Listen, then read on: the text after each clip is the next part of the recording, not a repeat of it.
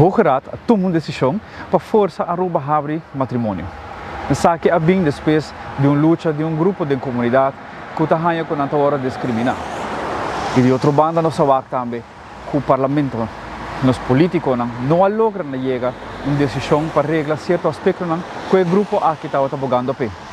Personalmente, me dá de opinião que nós precisamos chegar a sinal que nós temos políticos com madurez suficiente para atender o assunto que está nos mesmos casos. Porque nós pretendemos, na base dos casos, mas agora chega a tópico difícil, nós não estamos fazendo isso aqui. Então, agora nós estamos agora que não forçar com jurisprudência, caminho com nós como país, nós vamos adaptar nossa lei para assim, por um de nós também, um grupo minoritário aqui, não direito.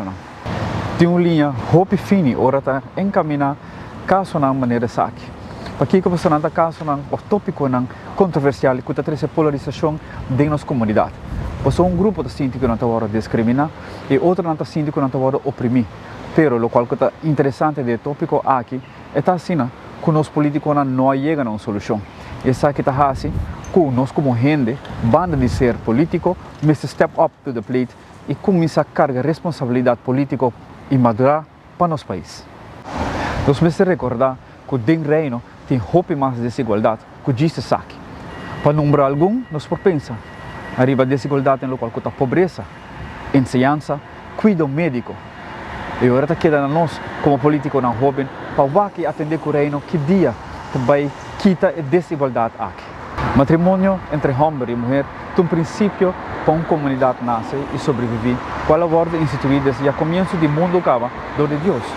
De um matrimônio nasce uma família, qual é fundeixa de vida e também de educação para uma comunidade duradoura.